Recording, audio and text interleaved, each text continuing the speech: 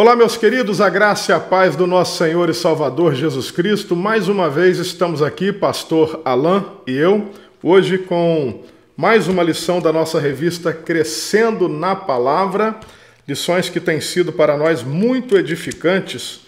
E hoje nós estaremos estudando a lição de número 8, a profecia de Zacarias e Joel. Nós teremos aqui a leitura do texto-chave, a verdade teológica, a leitura bíblica congregacional e a elucidação textual e a introdução. Logo após a leitura, nosso irmão pastor Alain estará fazendo o comentário da respectiva leitura. Pastor Alain, boa tarde, a graça e a paz do Senhor Jesus. Mais uma vez, seja bem-vindo. Amém, pastor. Eu que agradeço mais uma vez. Desta semana, o Senhor nos conceder essa oportunidade de poder trazer luz ao texto bíblico. Espero ser barro nas mãos do Senhor, para que, conforme na oração anterior, mesmo na nossa pequenez, possamos assim trazer um pouco de compreensão a respeito daquilo que Deus revelou em sua mão. Amém. Pastor, então vamos para a leitura, né? A leitura do texto-chave, a verdade teológica, a leitura bíblica congregacional, a elucidação textual e a introdução. Lição 8, a profecia de Zacarias e Joel. Texto-chave. E naquele dia estarão os seus pés sobre o Monte das Oliveiras, que está de fronte de Jerusalém para o oriente, e o Monte das Oliveiras será fendido pelo meio, para o oriente e para o ocidente, e haverá um vale muito grande. Zacarias, capítulo 14, versículo 4. Verdade teológica. O governo de Cristo sobre a terra e seu domínio sobre todas as nações será uma realidade, pois assim a palavra nos revela o que precisamos saber é se este governador e dominador já reina em nossas mentes e corações. Pastor Alain Silva Vimar. Leitura bíblica congregacional. Zacarias capítulo 14, versículo 1 ao 9. Eis que vem o dia do Senhor, em que teus despojos se repartirão no meio de ti.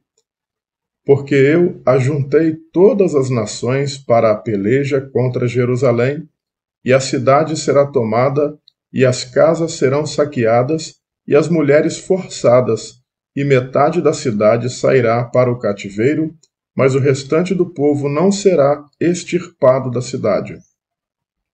E o Senhor sairá e pelejará contra as nações, como pelejou, sim, no dia da batalha.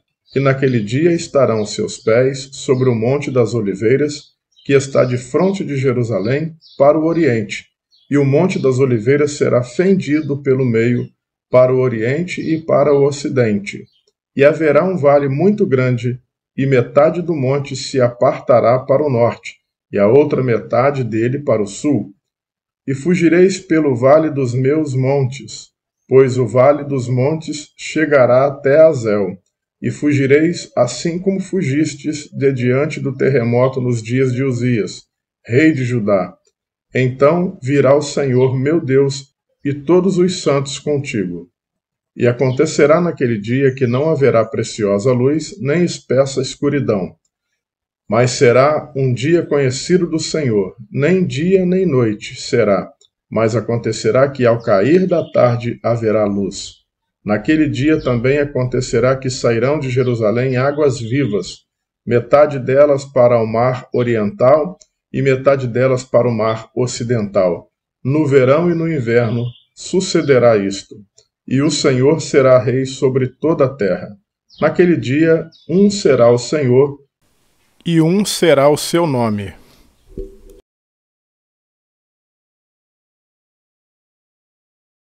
Elucidação textual. O livro do profeta Zacarias, bem como o do profeta Isaías e outros, tende a nos mostrar uma continuidade nos eventos. Quanto à continuidade que está sendo abordada, ao chegarmos na lição 13, teremos uma melhor compreensão do que lá está sendo ensinado. O profeta Zacarias fala sobre o advento e a rejeição do Messias, sua entrada triunfal em Jerusalém num jumentinho, sua morte e sua vitória final quando da segunda vinda, bem como seu governo como rei sobre todas as nações de toda a terra. Percebe-se que as profecias, as revelações de João, que narra a vitória de Cristo e o início ao governo do Messias como rei de todas as nações sobre a terra, são os mesmos, ou seja, uma continuidade dos eventos nas Escrituras. Introdução.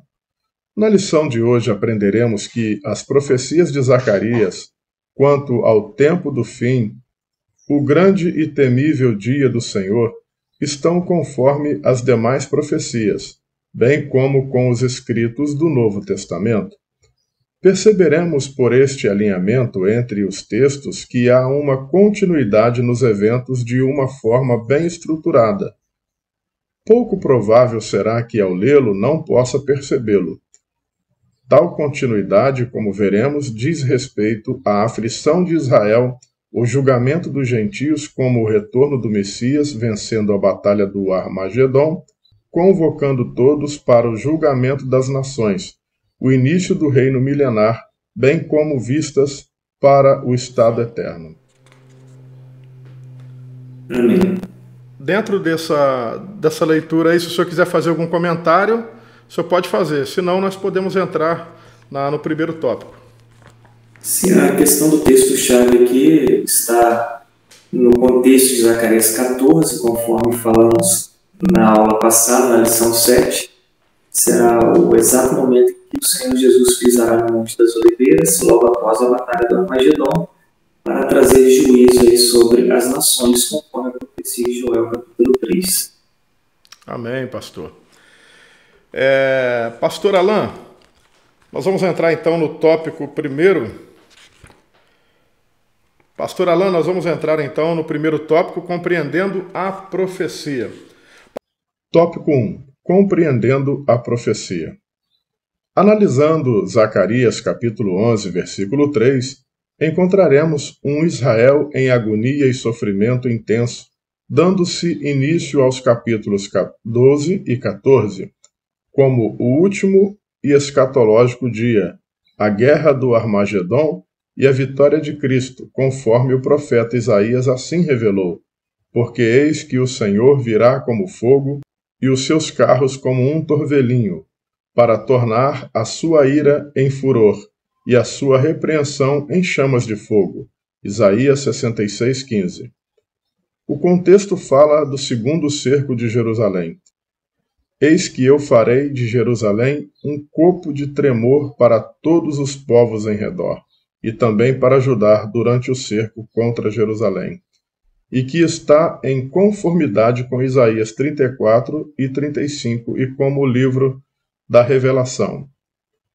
As descrições dadas neste texto são ataques, matanças generalizadas, saque de todos os bens, violação das mulheres e cativeiros. Entretanto, esse dia também trará a era do reino de Deus, o novo dia. Israel chegará lá através dos sofrimentos purificadores, conforme vemos. E acontecerá em toda a terra, diz o Senhor, que as duas partes dela serão extirpadas e expirarão, mas a terceira parte restará nela, e farei passar esta terceira parte pelo fogo, e a purificarei como se purifica a prata, e a provarei como se prova o ouro. Ele invocará o meu nome, e eu a ouvirei. Direi, é meu povo, e ela dirá, o Senhor é o meu Deus. Pastor Alain, as profecias do profeta Zacarias, além de tratar das questões relacionadas à reconstrução do templo, também apontavam para a realidade do reino de Deus no futuro. Assim, algumas profecias do profeta Zacarias possuem uma aplicação imediata, num futuro próximo, a restauração da comunidade após o exílio. Todavia, outras profecias de Zacarias apontam para o futuro mais distante de sua época, onde Deus traria a bênção para Jerusalém por meio da linhagem de Davi, de modo que Zorobabel era apenas a continuidade da linhagem e não seu fim. Logo, o profeta Zacarias profetizou claramente sobre a vinda do Messias, o último filho de Davi.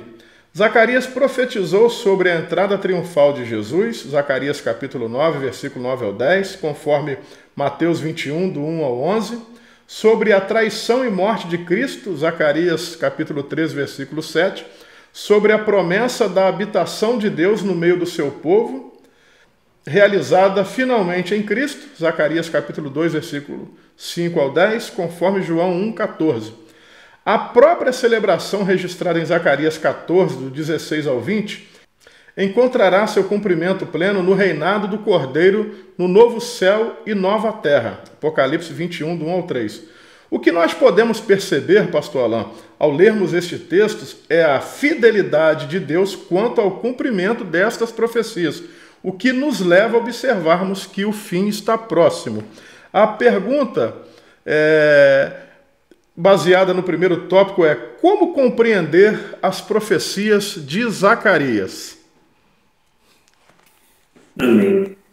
Então, o profeta Zacarias, ele traz aí, até acho muito interessante, a questão da ordem.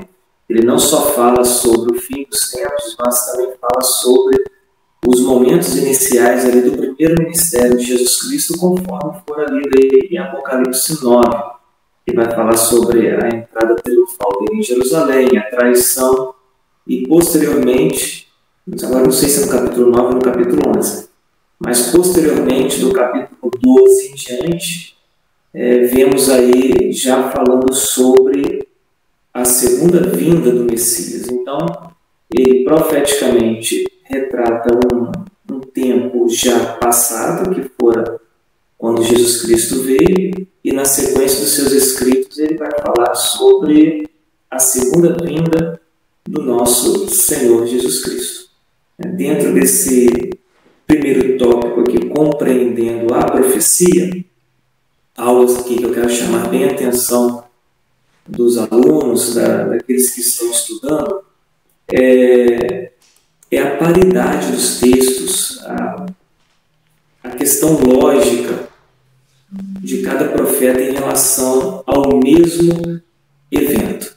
Então, conforme eu disse aqui no capítulo 11, você encontrará Israel em agonia, sofrendo já por este momento onde Deus trará um juízo sobre o mundo, mas, conforme foi dito anteriormente, esse juízo sobre o mundo tem um propósito específico de tratar exclusivamente com os judeus, os quais haviam rejeitado o Messias.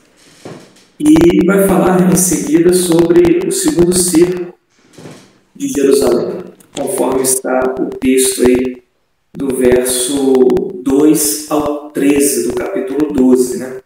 Eis que eu farei de Jerusalém um foco de tremor para todos os povos em redor, e também para Judá durante o cerco contra Jerusalém. E finalizando aqui esse tópico, pastor,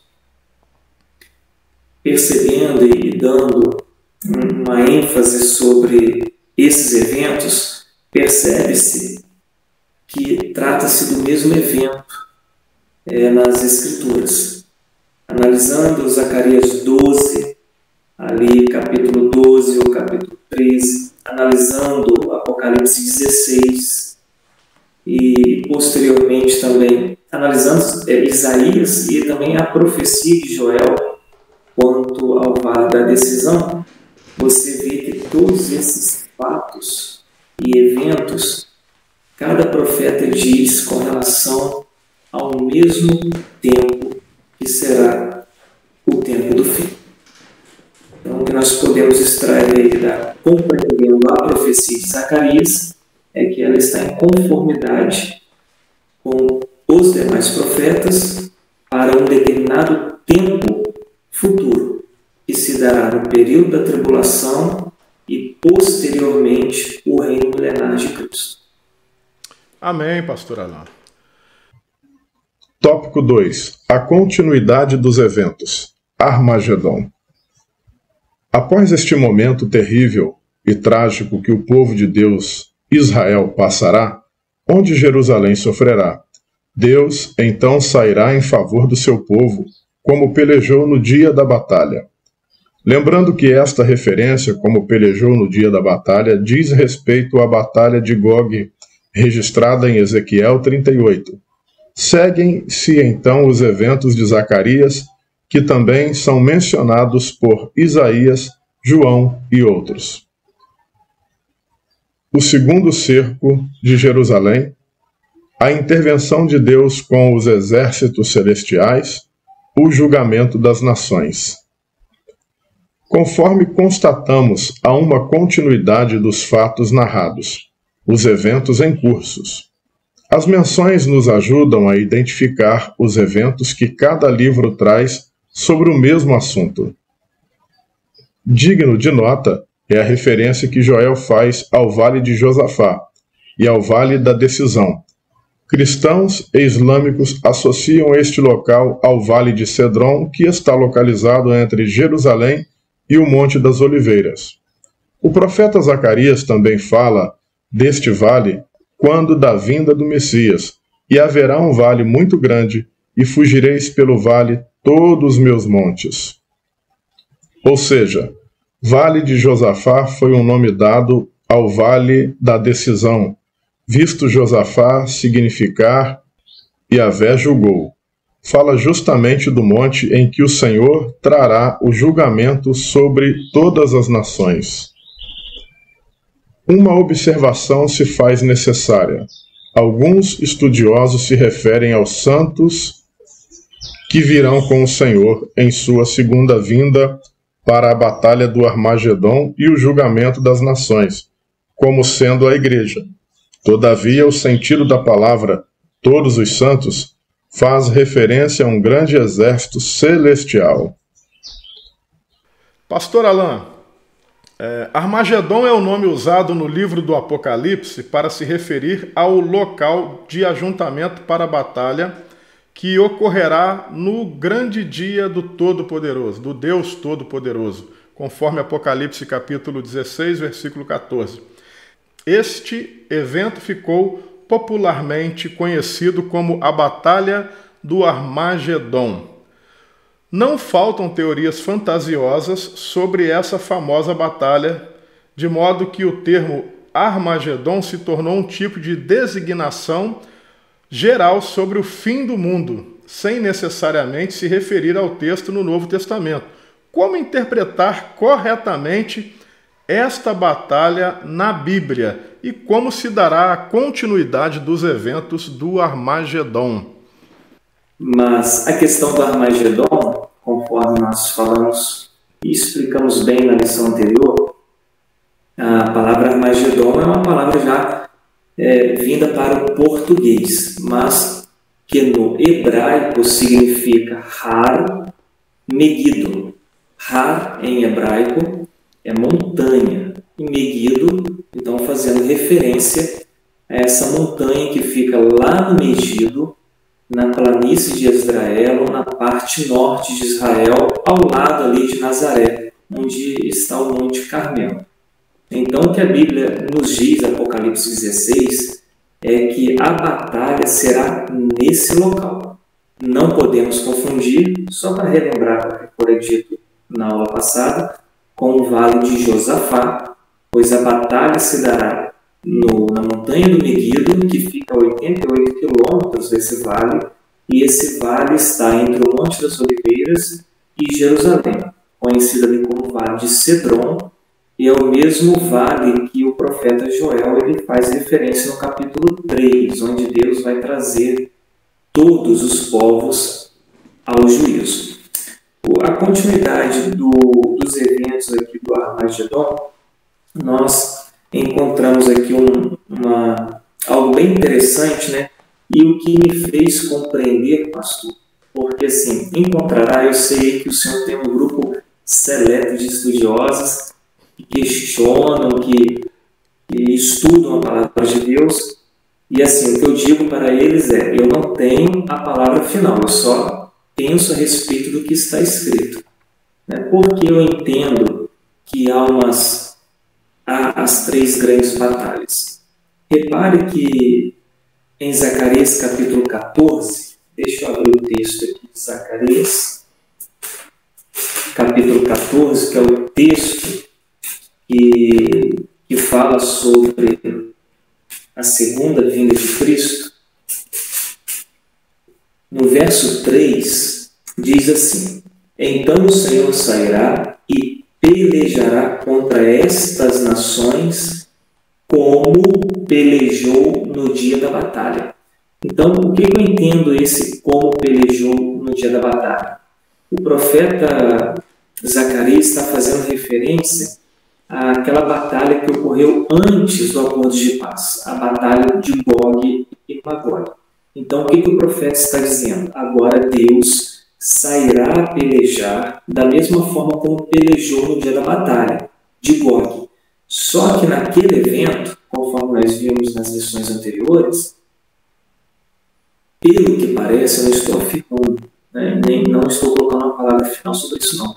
Pelo que parece, o falso profeta, vai fazer de tudo para atribuir aquele evento ao anticristo, a besta que subiu do mar. Por isso, ele irá ganhar popularidade e razão pela qual, quando ele for golpeado de morte, todos serão, né, sentirão comoção pelo fato, porque ele trouxe livramento a Israel. Agora, Zacarias está dizendo, nesta continuidade aqui dos eventos, que da mesma forma como Deus pelejou naquela grande batalha, ele pelejará agora no Armagedon. Então, Zacarias 14 está falando sobre a vinda do Senhor, quando ele batalhará no Armagedon, e após essa batalha, ele pisará no Monte das Oliveiras para fazer o julgamento das nações, conforme o profeta Joel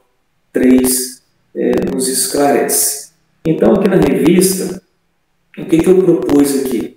Em 1, 2, 3, fazer um comparativo entre as profecias. Então, aquele que está estudando a revista, né, faz um comparativo, Zacarias 14, 1, 2, é igual a Isaías 34, 35, é igual a Mateus 24, 15 a 29, que fala a mesma coisa em Apocalipse. E assim nós vamos ver sobre o cerco de Jerusalém, a intervenção de Deus com os exércitos celestiais e o julgamento das nações. Então, repare que são os mesmos eventos. E algo assim que eu gostaria de chamar a atenção também é, por exemplo, pastor Querubino, quando da primeira guerra, ali no Gog e Magog, diz que ali relata as nações que subirão contra Jerusalém. Então, percebe-se que são todas as nações, relatam as nações, consta o nome delas lá. E quando você vê nessa batalha do Armagedon, e você lê as Escrituras, você percebe que o autor sagrado sempre usa a expressão todas as nações. Então, difere de todas as nações para algumas nações que subirão. Então, por isso que eu fiz uma diferença aí de que a batalha do Armagedon difere completamente da batalha de Gog. E lá, algumas nações subirão. Agora, no Armagedon diz todas as nações. Então, só para finalizar aqui... São duas guerras distintas, né? Duas batalhas distintas, né? Em tempos diferentes. Sim. Eu entendo dessa forma, apesar de haver muitos estudiosos, igual eu disse na lição passada, né? Nós somos apenas bacharéis. Existem doutores, mestres e doutores, que acredita que Gog e Magog é a mesma batalha do Armagedon. Eu discordo por conta das diferenças que você consegue extrair do texto. Por exemplo, uma das diferenças é esta. Os irmãos que lerem a lição 11, deixa eu ver aqui, as três grandes batalhas, vai ver que lá o Senhor chama algumas nações para pelejar contra Israel. Agora, no Armagedon, fazendo referência a Armagedon, diz: todas as nações do mundo virão. contra Israel. Então é uma diferença muito gritante. Deixa eu rapidinho aqui, pastor. É o texto de Miqueias. Por exemplo, aqui, deixa eu ver se é esse texto aqui mesmo. Miqueias, capítulo 4. Miqueias, capítulo 4, do verso 11 em diante. Encontrará o relato aqui sobre o monte do Senhor, fazendo referência a esta batalha. Sofonias 3. Às vezes eu me confundo se é para trás ou se é para frente, porque são tantos profetas menores. Sofonias 3, 15 e 19. Vai falar sobre a futura Jerusalém. Vai falar sobre o momento em que Deus vai honrar o povo judeu. Se você for ver isso na história, nenhum momento é semelhante ao que está sendo lido aqui nesse texto. Então, o que nós podemos inferir do texto é que esse momento é um momento futuro.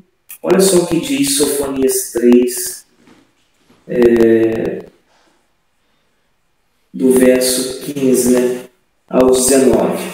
Vai falar sobre: o Senhor afastou o teu castigo, lançou fora os teus inimigos, o Senhor, Rei de Israel, está no meio de ti, tu já não verás mal algum. Aconteceu isso até hoje em Jerusalém? Nessa nação recentemente entrou em guerra várias vezes. Agora olha o que diz o verso 19: eu lhes darei louvor e honra em toda a terra em que forem envergonhados. Naquele tempo vos trarei, naquele tempo vos recolherei, certamente vos darei honra e louvor entre todos os povos da terra, quando eu restaurar a vossa sorte. Então repare que são profecias futuras. Zacarias capítulo 12, verso 9, que vai falar sobre esse momento também. Naquele dia procurarei destruir todas as nações que vieram contra Jerusalém. As de Gog e Magog não foram todas, foi um povo seleto, e lá consta o nome delas. E para finalizar aqui, Malaquias, capítulo 4, verso 1, 3. Certamente aquele dia vem, arderá como fornalha, todos os soberbos, todos os que cometem impiedade serão como restolho, e o dia que está para vir abrasará, diz o Senhor dos Exércitos, de sorte que não lhes deixará nem raiz nem ramo.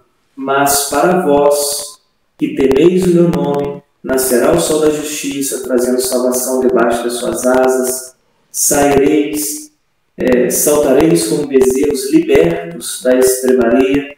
Pisarei os ímpios, porque farão cinza debaixo das plantas dos vossos pés, naquele dia que prepararei, diz o Senhor dos Exércitos. A pergunta é: isso já aconteceu em algum momento da história? Que Jerusalém pisou os ímpios e foi feita justiça para com eles? Você não encontra isso ainda, ou seja, é um tempo futuro.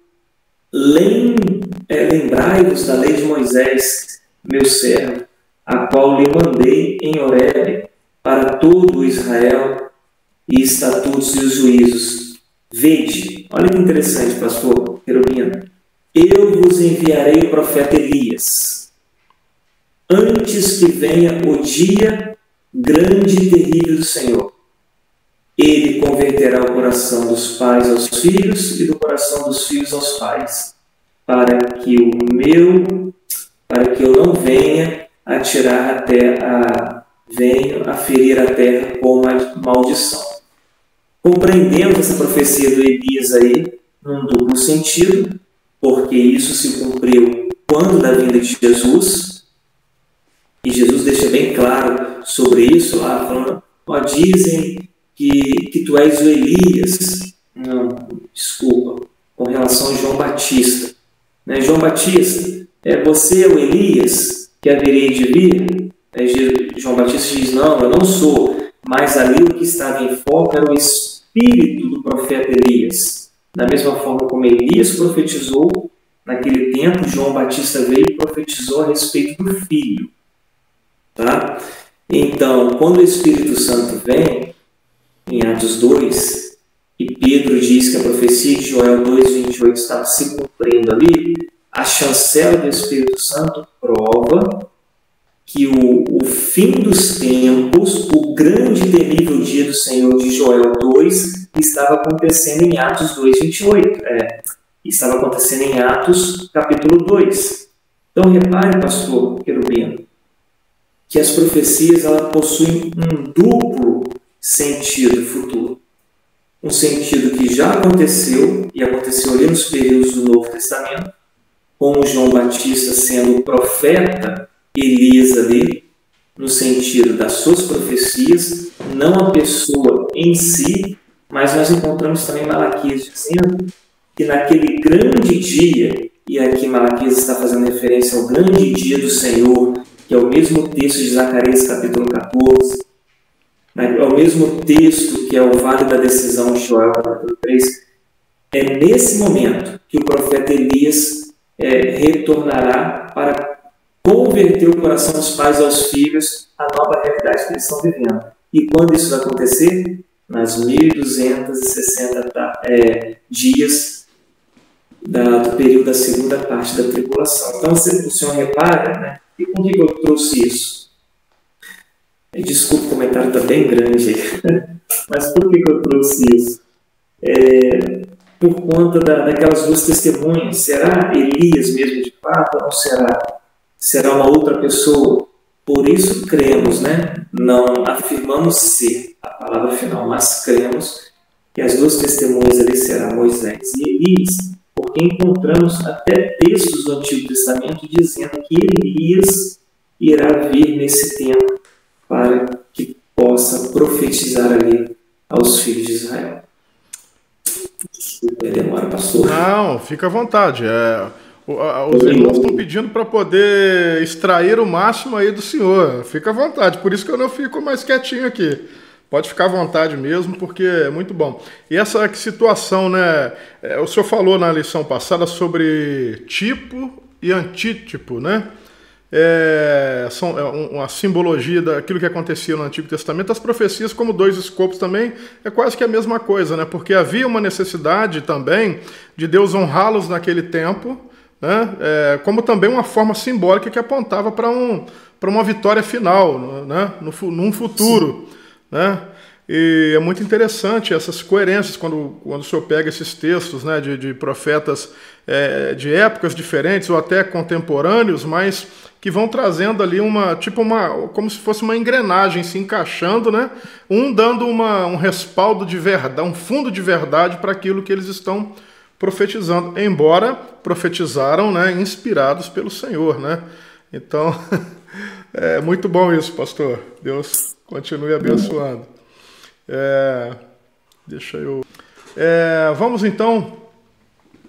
Vamos então para o terceiro tópico. Tópico 3. A continuidade dos eventos, o milênio. Logo após o julgamento das nações, a continuidade dos eventos se mantém. Dá-se início ao reino milenar de Cristo sobre a terra. O milênio de Apocalipse, capítulo 20, versículo 1 ao 3. Continuaremos a observar os eventos de Zacarias.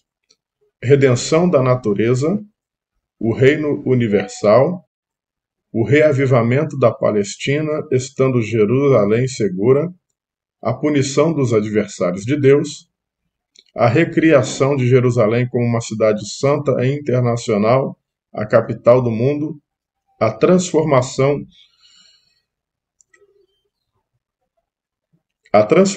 do que é secular e sagrado. Precisamos compreender que as Escrituras não têm por objetivo trazer os eventos em ordem cronológica. Apesar de conseguirmos extrair dos textos uma continuidade em curso, quanto à transformação do secular em sagrado, precisamos ter em mente eventos. O apóstolo João tem uma ampliação do sentido original das profecias de Zacarias e Isaías com vista para o estado eterno onde o trono de Deus e do Cordeiro se faria presente num lugar onde não mais haverá maldição. Lembrando que no milênio ainda haverá morte e maldição. Com o passar das lições, teremos maior clareza sobre o mesmo e, assim, organizaremos melhor as informações e fatos.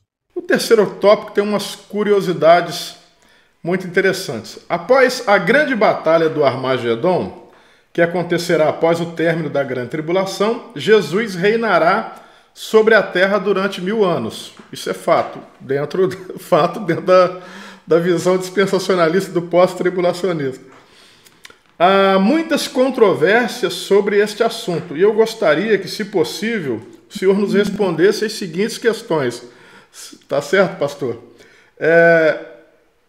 As pessoas irão casar no milênio, normalmente, vai ter pecado no milênio, as pessoas vão morrer durante esse período, esses 1000 anos é literal ou figurado? Essas são algumas das grandes perguntas que as pessoas fazem sobre este assunto, né? Talvez eu fui um pouquinho rápido aqui, tá bom?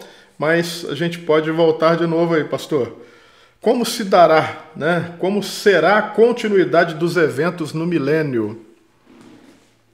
Então vamos lá, saindo agora do julgamento das nações e adentrando o milênio. Onde nós encontramos isso? Zacarias capítulo 14 fala sobre esse momento com muita transparência, né? Assim, pastor, por um tempo, eu até me inclinei a uma posição amilenista. E se você estudar o amilenismo bem profundamente, você vai ver que é bonito aquilo que eles trazem como compreensão. Também não estou julgando que eles estejam errados, tá? Nunca que eu farei isso, né? Conforme eu disse na oração inicial nossa aqui, nós somos barros, tão somente na mão do Senhor. Quem sou eu para discordar de um estudioso? Mas na minha compreensão, quando você estuda a questão amilenista, o amilenismo ele tende muito a tentar trazer tudo para o simbolismo, né? As coisas assim que são de difícil compreensão, aplica aquilo como isso é simbólico. E o dispensacionalista, ele tende a ver os textos bíblicos mais literais. Então, respondendo à pergunta, o milênio é simbólico ou literal? Para nós, ele é literal. Para o amilenista, isto é algo simbólico, né? Que até para eles hoje isso já está acontecendo. E para nós será um tempo futuro. Então, quando eu comecei a estudar, eu já havia estudado o dispensacionalismo, me aprofundei no amilenismo, me inclinei um pouco para lá, aí depois estudei sobre o pós-milenismo e retornei ao dispensacionalismo e comecei a estudar mais ainda, um pouco a mais sobre o dispensacionalismo. E qual é a conclusão que eu cheguei? Há textos nas Escrituras, pelo menos eu, pelo meu conhecimento, eu não consigo assim, encaixá-los dentro de um pensamento amilenista. Qual texto seria desse? Um dos textos é sobre a vinda do Senhor, conforme o profeta o profeta Zacarias narra no capítulo 14. Vejamos, verso 4. Naquele dia estarão seus pés sobre o Monte das Oliveiras. E defronte de Jerusalém para o Oriente, e o Monte das Oliveiras será fendido pelo meio, para o Oriente e para o Ocidente, e haverá um vale muito grande, metade do monte se apartará para o norte, a outra metade para o sul. Se você for ver isso dentro de uma concepção milenista, vai dizer isso daqui é algo figurado. Mas dentro da concepção dispensacionalista, isso é literal. Jesus voltará e pisará no Monte das Oliveiras e, de fato, vai haver um grande terremoto nesse dia, abrindo os vales. Esse vale que o profeta Zacarias cita aqui, segundo muitos estudiosos, faz referência ao vale de Josafá. descrito pelo profeta Joel, no capítulo 3. Então, repare que ali será o julgamento das nações e ali será definido a questão daqueles que adentrarão o milênio e daqueles que não adentrarão o milênio. Então, repare que nós temos a igreja sendo salva por Cristo no arrebatamento, antes do acordo de paz. Agora nós temos o julgamento das nações, onde aquelas almas de Apocalipse capítulo 6, que diz lá que João viu as almas daqueles que estavam debaixo do altar, ali o que João está vendo é o estado intermediário, não é o céu propriamente dito. Então estas almas que morreram neste período da tribulação, elas retornarão aos seus corpos para participar do julgamento das nações. Sendo absolvidos do inferno, porque salvo está a igreja nas bodas do Cordeiro, no capítulo 19, eles adentrarão o milênio. E Zacarias 14 mostra isso com muita tranquilidade, sem nós tentarmos afirmar assim, isso é um simbolismo. Não, isso é literal. Veja só a sequência do capítulo 14 de Zacarias. Verso 6. Naquele dia não haverá luz, nem frio, nem geado. Será um dia singular, conhecido do Senhor. Não será nem dia nem noite. Quando a tarde chegar, haverá luz. Naquele dia também correrão de Jerusalém águas vivas, metade para o mar oriental e a outra metade para o mar ocidental. No verão e no inverno sucederá isso. Então repare que isso daqui nós já comentamos, e do ato do pisar, essa brecha que haverá de correr para o lado oriental. E se você fizer a análise ali do Monte das Oliveiras, a parte oriental do Monte das Oliveiras, logo de frente está o Templo de Jerusalém. E o que foi descoberto no ano de 2011 é o maior rio de água doce por baixo do templo, que o profeta Ezequiel viu lá no capítulo 47 que ele narra. Então, correndo esse vale para o lado oriental, que vai cair no Mar Morto, essa água substituirá aquela do Mar Morto, fazendo com que toda a água do Mar Morto se torne águas potáveis, águas vivas, onde haverá enxames de peixe, conforme o profeta Ezequiel no capítulo 47 narra. Acontecendo isso, acontecendo o julgamento das nações, agora adentramos o milênio. Repare o verso 9 do capítulo 14. O Senhor será rei sobre toda a terra. Naquele dia, um será o Senhor e um será o seu nome. A pergunta é, Jesus, hoje, Ele é o Senhor sobre toda a terra? Ele é o Senhor da igreja. Nós entendemos que Ele é Deus sobre toda a terra, Ele é o Senhor sobre toda a terra, mas o que Zacarias está dizendo aqui é de um governo. Ele será Senhor sobre toda a terra. Então, entramos a sequência aí do milênio, onde o Senhor reinará. Então, pastor, deixa eu fazer a sequência aqui para que os irmãos possam compreender até dentro dessas perguntas que o Senhor fez. Haverá pecado dentro do milênio? Haverá morte dentro do milênio? A sequência mostra. Quer ver? Olha, o capítulo 14, Zacarias 9, passa agora o Senhor a ser rei sobre Jerusalém, e o milênio se inicia, 1000 anos literais de governo. Aí você repara o verso 10. Toda a terra em redor se tornará em planície, desde Gebá até Rimon, ao sul de Jerusalém. Ela será exaltada e habitada em seu lugar, desde a porta de Benjamim até o lugar da primeira porta, até a porta da esquina, e desde a torre de Anael até os lagares do rei. Habitarão nela e já não haverá maldição. Jerusalém habitará segura. Esta é a praga com que o Senhor ferirá a todos os povos que guerrearem contra Jerusalém. né? Aqui ainda está falando sobre, fazendo referência aos momentos ali do juízo, né? Agora, olha o verso 16. Então todos os que restarem de todas as nações que vieram contra Jerusalém, então todos os que restarem de todas as nações que vieram contra Jerusalém, aqueles que vieram contra Jerusalém, eles morreram na guerra do Armagedon.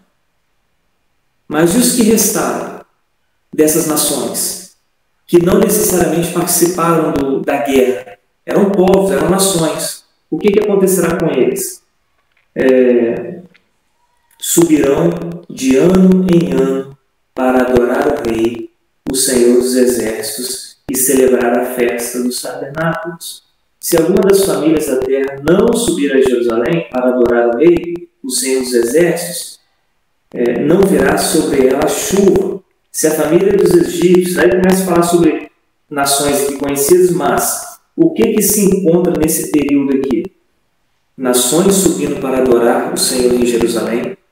Aqueles que não subirem terão preço pago, ou seja, então o Senhor consegue perceber que mesmo sendo o Senhor Jesus o Rei sobre toda a terra e o domínio é dele, mesmo estas nações que subirão, haverá entre eles pessoas que ainda resistirão. Como que eu sei disso? Se alguma das famílias da terra não subir a Jerusalém, ou seja, haverá resistência. E essa profecia de Zacarias, capítulo 14, fala também, o apóstolo João narra lá no capítulo 21, quando ele fala sobre os novos céus e a nova terra, a Jerusalém celeste sobrepondo a Jerusalém terrestre, o reinado de Cristo iniciando. Deixa eu trazer uma explicação aqui lógica, para a gente ver como que os fatos se encaixam. Jesus ele desce no capítulo 19, verso 11 em diante, para a batalha do Armagedon. Capítulo 20 inicia-se o milênio, que é o que Zacarias diz a partir do verso 9 em diante, lá do capítulo 14. Agora João está vendo novos céus e nova terra. O que é os novos céus e a nova terra para João aqui? É o momento em que estamos vivendo no milênio. É a Jerusalém celeste sobreposta a Jerusalém terrestre. Não está falando do estado eterno aqui. Porque o estado eterno está no capítulo 22. Repare o que diz João 21, verso 22 em diante. Nela não vi templo. João está fazendo referência a Jerusalém celeste. Nela não vi templo, porque o seu templo é o Senhor Deus Todo-Poderoso e o Cordeiro. A cidade não necessita nem de sol nem da lua, está falando da Jerusalém celeste, para que nela resplandeça, pois a glória de Deus a ilumina e o Cordeiro é a sua lâmpada. Olha o verso 24. As nações andarão à sua luz.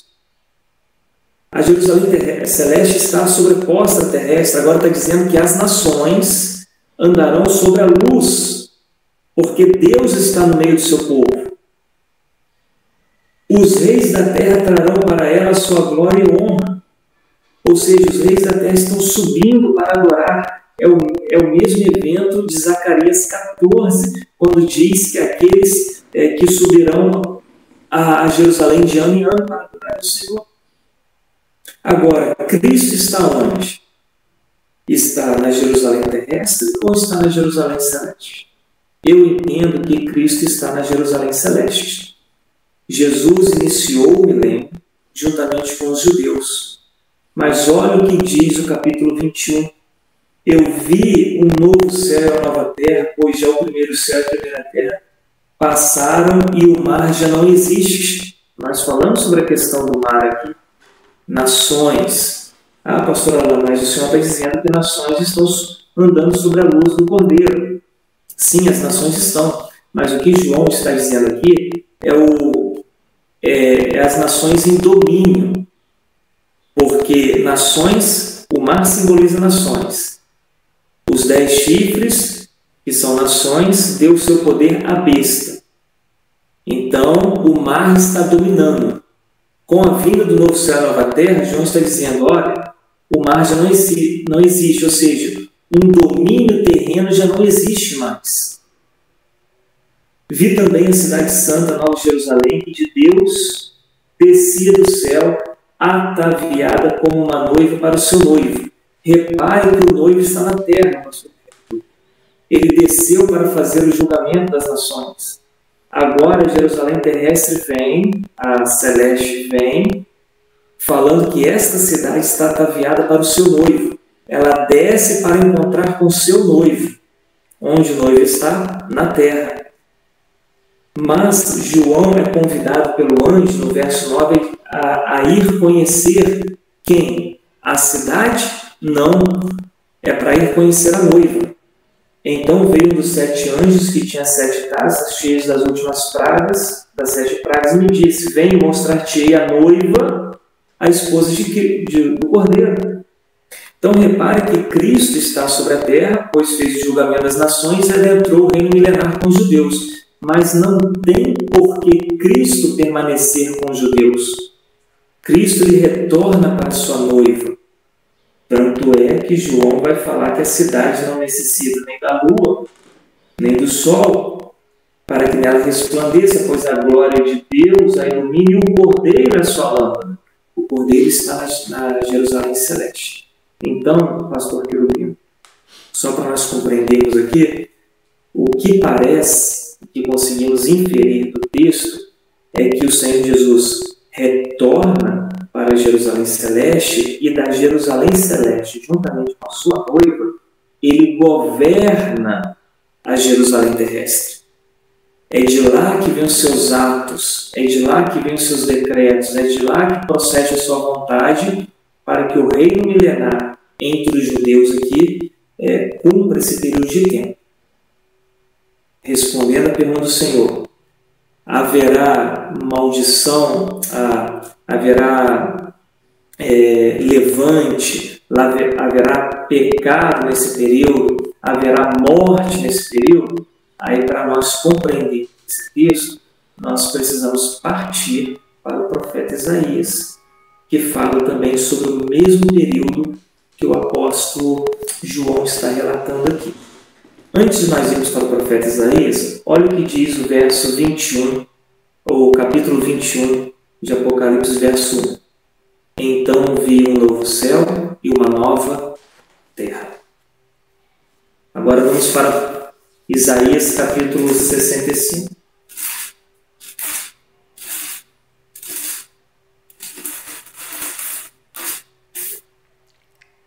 Isaías 65. Pastor, quer fazer algum comentário? Pode, depois eu vou fazer uma perguntinha para o senhor básicazinha aí, pode ficar tranquilo. Me aperta muito não. Não apertar não. Olha o Isaías capítulo 65, verso 17 em diante. Olha o que o profeta Isaías está vendo. Veja, eu crio novos céus e uma nova terra. O apóstolo João está dizendo, eu vi um novo céu e uma nova terra. É o mesmo evento. Então, por que eu tenho uma certa dificuldade em entender isso daqui como estado eterno? Porque os amilenistas atribuem a esse texto aqui falando sobre o estado eterno, a nova criação de todas as coisas.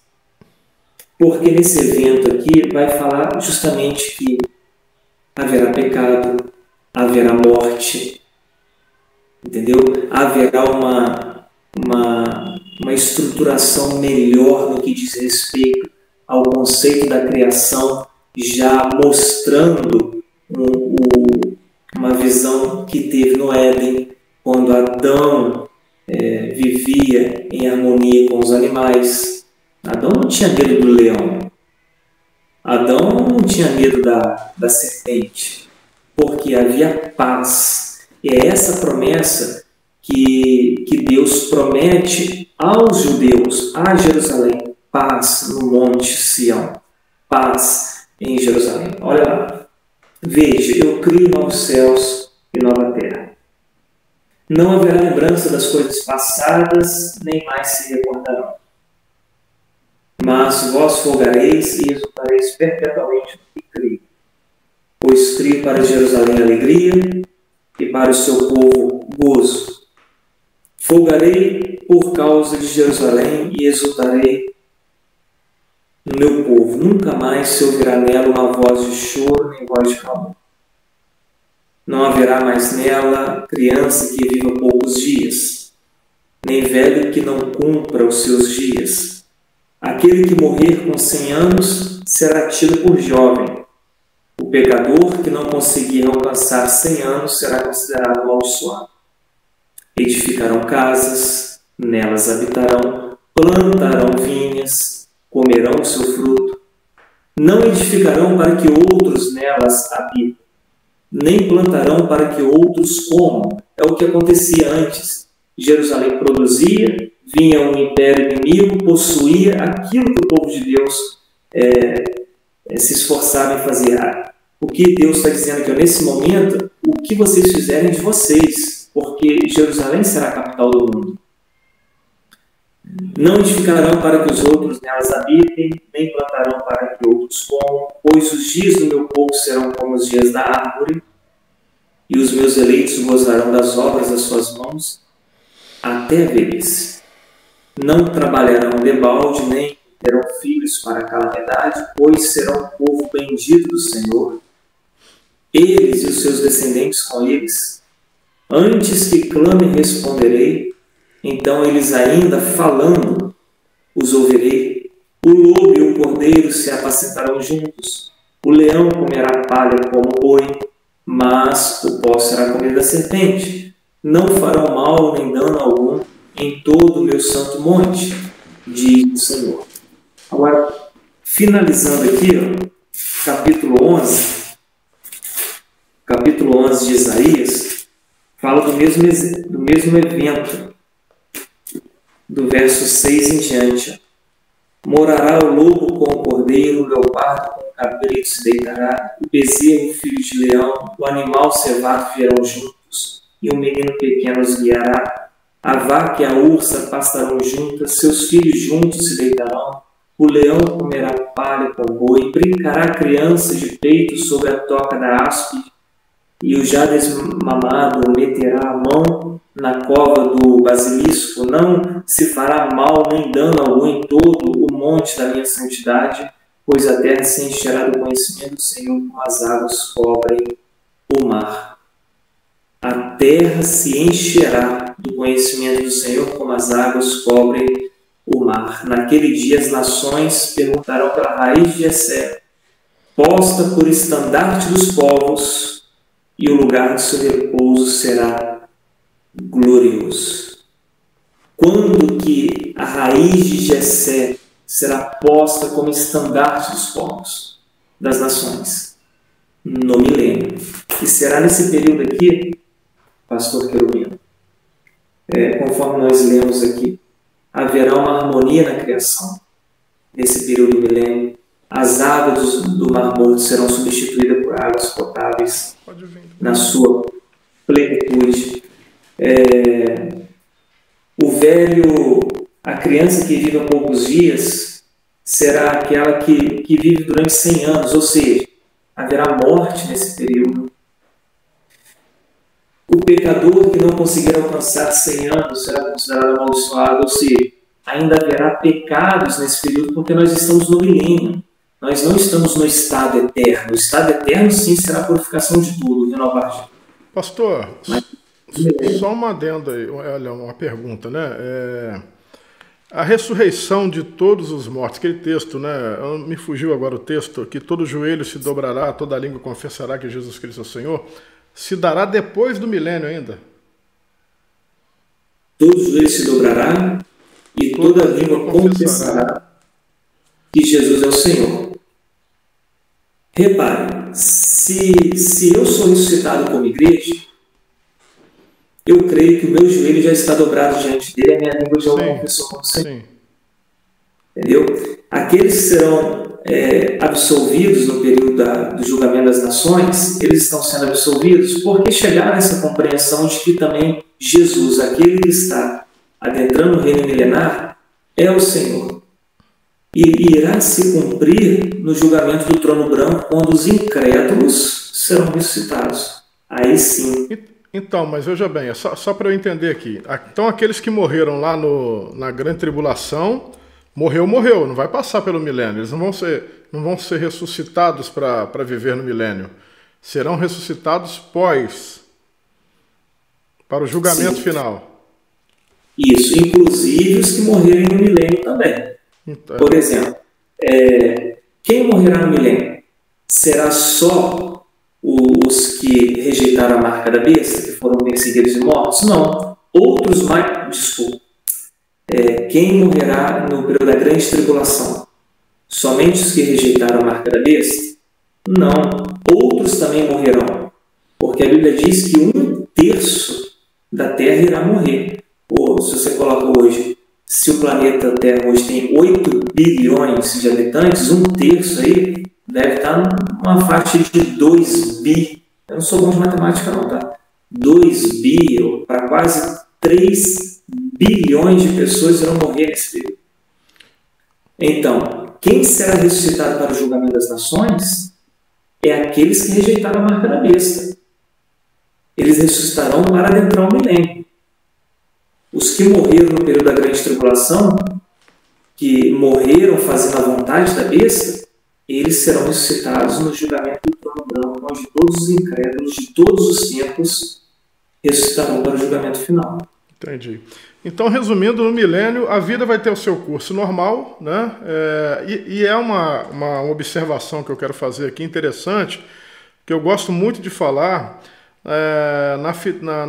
na fidelidade de Deus, como Ele nos trata. Por exemplo, apesar de toda essa circunstância, circunstância de tudo que acontece, nem mesmo no milênio Deus forçará a barra para quem não quiser adorá-lo.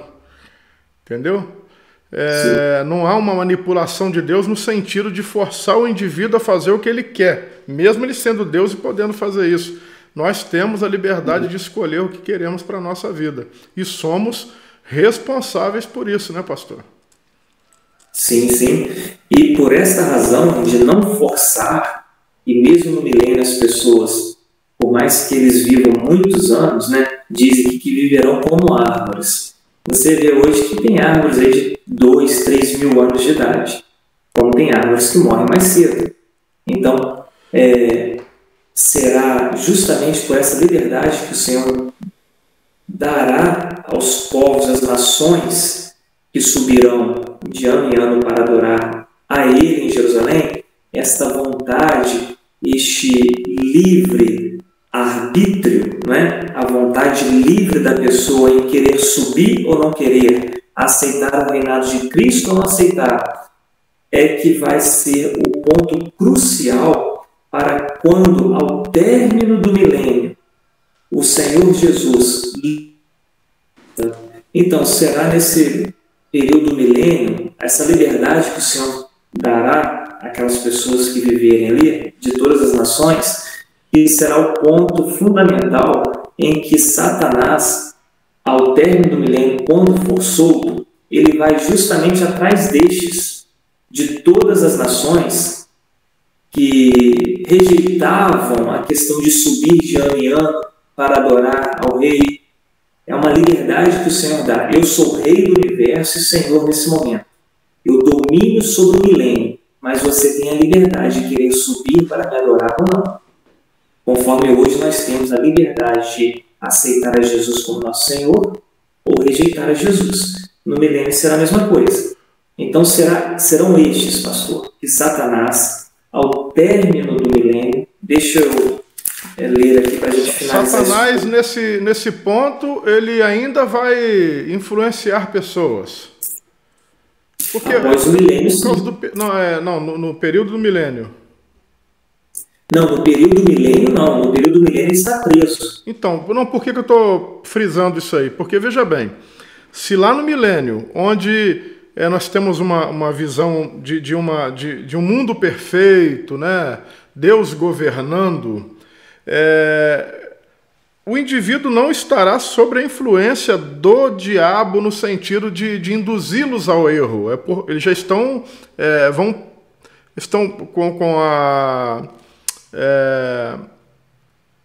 eles estão em pecado por causa da sua natureza, né? A natureza pecaminosa do homem, mas será uma situação complicada, porque quem rejeitar a Cristo é o indivíduo que está rejeitando, não tem influência de Satanás, uma vez que ele está preso.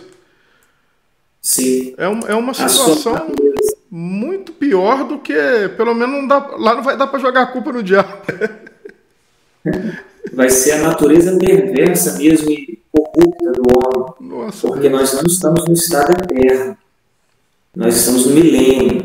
Ali ainda haverá a natureza perversa do homem. A harmonia da natureza é o que o Senhor está já apontando para o estado eterno. Ele já está começando a reestruturar todas as coisas. Você repara que a harmonia na natureza, a longevidade está aumentando, uma coisa que se perdeu do Éden em diante. Houve uma queda, agora no milênio a longevidade está aumentando, mas a natureza perversa ainda permanece, já apontando para o estado eterno, onde nós veremos eternamente. Agora, quando Satanás for liberto dessa prisão, aí ele vai pegar estes que nós vimos em Zacarias 14, aqueles que não subirão, ou seja, você percebe-se uma resistência destes que restaram de todas as nações, serão estes que Satanás irão atrás para alinhar com ele novamente, para ver se pela terceira vez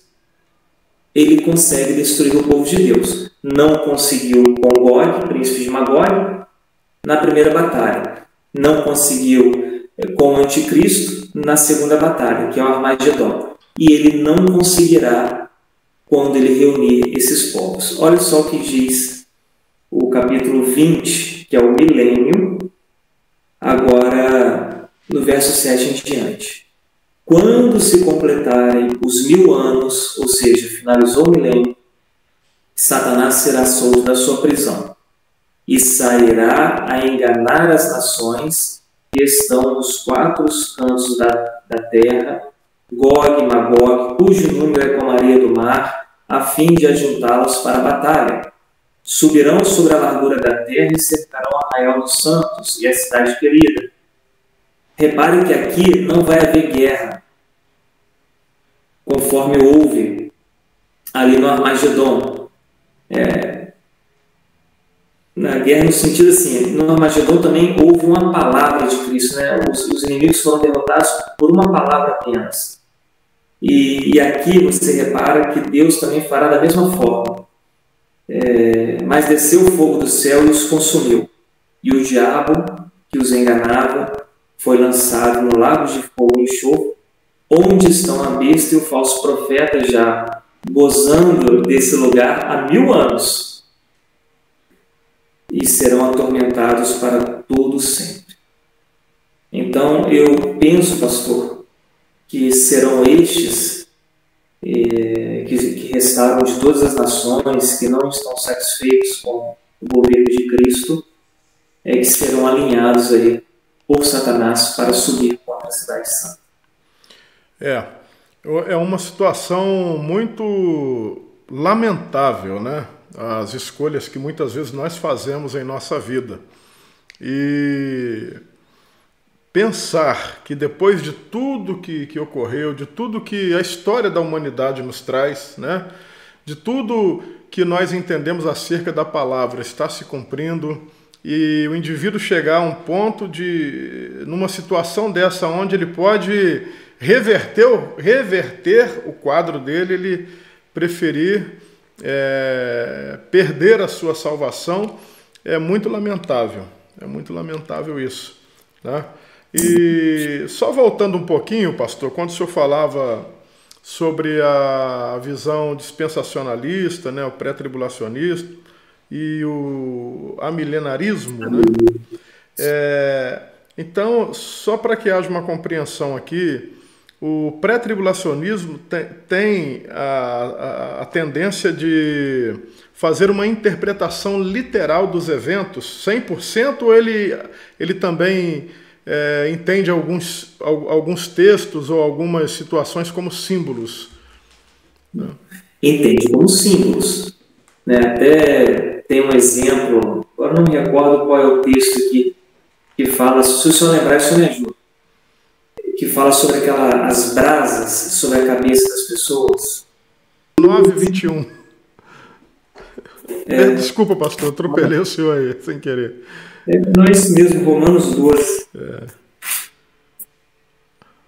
Repare aqui, ó. Vamos colocar do verso 18 em diante. Se for possível, quando depender de vós, tende paz com todos os homens. Não vos vingueis a vós mesmos, amados, mas dei lugar à ira, pois está escrito: minha vingança eu retribuirei, diz o Senhor. Portanto, se o teu inimigo tiver fome, dá-lhe de comer. Se tiver sede, dá-lhe de beber. Fazendo isto, amontoarás brasas de fogo sobre a sua cabeça. Você consegue identificar aqui o que é literal, o que é simbólico. Sim, sim. Será que Deus vai colocar brasa de fogo sobre a tua cabeça, literalmente? Pegando fogo na sua cabeça? Então você vê que esse texto é um texto simbólico. Então o dispensacionalista ele interpreta literalmente os textos, mas quando se trata de simbolismo, é simbolismo. Entendi. É interessante. Pastor Alain, nós estamos chegando então ao final da nossa lição, né? Nós vamos então fazer a leitura da conclusão e, se o senhor quiser, logo após a leitura, o senhor poderá fazer as considerações finais, tá certo? E antes das considerações finais, eu vou estar disponibilizando um link sobre um curso de pré-tribulacionismo, um mini curso do pré-tribulacionismo. Se você quiser participar, você clica no link, vai entrar lá na plataforma, você vai poder estudar ali e, ao final, responder um questionário, entendeu? Tem algumas informações muito interessantes ali. Outra coisa também, se você quiser ajudar o nosso ministério, eu vou estar disponibilizando também a chave Pix na descrição do vídeo, um QR Code também no vídeo. Se você quiser nos abençoar, não se preocupe, tá bom? Se você sentir no coração de abençoar o nosso ministério, sem problema nenhum. É só mesmo para que a gente consiga recursos para estar melhorando aqui o nosso ambiente. E é uma forma de nós mantermos também todo esse trabalho que nós temos aqui, que Deus tem nos honrado, tá? Não é nenhum... esse pedido não é nenhum sentido de ganhar dinheiro, não. É tentar manter os custos, porque leva tempo, tem equipamentos que precisam ser comprados e tal. Então, se você sentir no coração de ajudar, seja bem-vindo.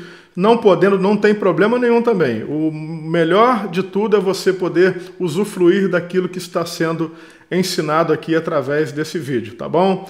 Deus abençoe a tua vida. Pastor Alain, considerações finais. Amém, pastor Querubino. Dentro do que o senhor disse, eu, conclamo mesmo e convido o povo de Deus a contribuir.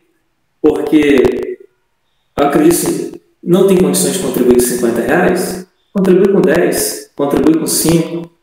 Então, se 100 pessoas contribuem com 5, 100 pessoas contribuem com 10, não vai fazer esses R$10 falta para mim, mas abençoar o serviço do Senhor aí para poder comprar o equipamento necessário e melhorar, né? Sim. Isso, pastor Querubino, deixa eu falar para o senhor.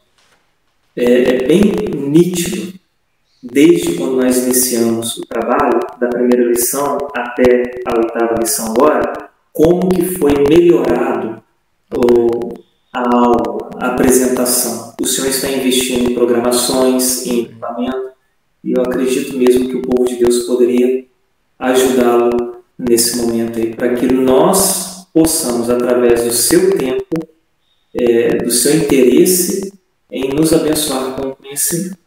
Tá bom? Coloca assim, porque acredito que o povo de Deus vai vestir essa camisa. Amém, fico grato. Deus abençoe. Amém. Deixa eu só fazer então uma consideração final aqui, já que o senhor disse sobre o link que vai haver sobre o pré-tribulacionismo, né? Sim. Só para que os irmãos entendam que dentro do pré-tribulacionismo nós temos o pré-tribulacionismo histórico e temos o pré-tribulacionista dispensacionalista. Então, só uma diferença aqui para que os irmãos tenham noção: o pré-tribulacionismo histórico crê que a igreja passará pela grande tribulação. O dispensacionalismo crê que a igreja será arrebatada antes da grande tribulação. O pré-tribulacionismo histórico crê que quando Jesus vier nas nuvens do céu, os santos, que a Bíblia diz que virá com ele, será a igreja para a batalha, juntamente com o Cordeiro. O dispensacionalismo crê que não será a igreja, mas será os anjos do Senhor. E na revista aí nós temos os textos bíblicos que falam sobre isso, tá?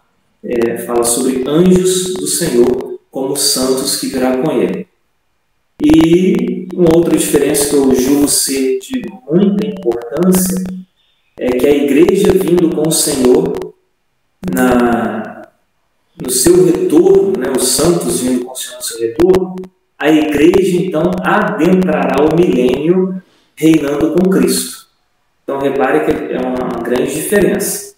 No pré-tribulacionismo histórico, a igreja desce com o Senhor Jesus Cristo no julgamento das nações e adentra o milênio com Cristo, sendo a igreja que reinará com Cristo aqui nesse período de 1000 anos. Nós cremos no pré-tribulacionismo dispensacionalista e crer que quem descerá com Jesus será os anjos para a guerra e quem adentrará o milênio serão os judeus reinando com Cristo aqui na terra. Ok? Somente essas diferenças aí para a gente pontuar. Amém. É só pegar um trechinho aqui do curso, pastor. Tem a história da visão pré-tribulacionista. Embora a visão pré-tribulacionista seja relativamente recente, ela tem suas raízes no movimento dispensacionalista do século XIX, que defendia a ideia de que a história da salvação era dividida em períodos distintos ou dispensações. Essa visão ganhou popularidade nos Estados Unidos no meados do século XX e foi amplamente divulgado por alguns autores, entre eles Tim LaHaye. Atualmente, muitas denominações evangélicas pentecostais adotam a visão pré-tribulacionista como sua posição oficial sobre a escatologia. Em conclusão, a visão pré-tribulacionista é uma das muitas formas que os cristãos interpretam as profecias bíblicas sobre os últimos dias. Embora tenha suas raízes históricas e bíblicas, essa visão continua sendo objeto de debate e críticas por parte de outros estudiosos da escatologia. Lembrando que a ideia não é fechar o assunto, né, pastor? Existem outras interpretações. Eu acho isso muito interessante porque Deus nos fez seres pensantes. Um dia, pastor, me perguntaram, se Deus é um só, para que existe tanto, por que é que existe tanta denominação? E aí, quando nós olhamos as denominações, nós vamos encontrar denominações que elas vão trabalhar família. Você vai encontrar denominações que vão trabalhar no gueto, sabe? Com a linguagem do gueto. Você vai encontrar ministérios que ele é forte na área da juventude. Então eu vejo assim a multiforme graça de Deus, né, de levantar pessoas para atender todas as necessidades. Porque a salvação não vem da igreja. A igreja vai conduzir mediante a palavra de Deus. A salvação vem do Senhor Jesus. Então, eu acho interessante isso. Existem outras visões e nós não estamos impondo aqui a nossa visão congregacional como sendo a correta, mas é uma que nós entendemos ser mais coerentes, não desmerecendo as outras, né? A quem pensa diferente. né, de nós. O importante é que no final de tudo nós estejamos com o Senhor na glória. Tá certo? Existe debate e diálogo, né? Então, quando se há diálogo, é tranquilo. Agora, o debate onde o indivíduo quer provar que está certo e mostrar que o outro está errado, pode causar um problema, um dano maior, né? Aí não vale muito a pena. No final de tudo, que Deus seja glorificado, né, pastor? Amém. Amém. Graças a Deus. Obrigado pela oportunidade. Amém. Queridos, muito obrigado por acompanhar o nosso vídeo. Se você gostou, compartilhe o nosso vídeo, né? Peço aos amigos que se inscrevam no canal, nos ajude aí, nos abençoe, que nós estaremos aqui para a glória de Deus, para continuar abençoando os amados irmãos. A doce paz do Senhor Jesus. Amém.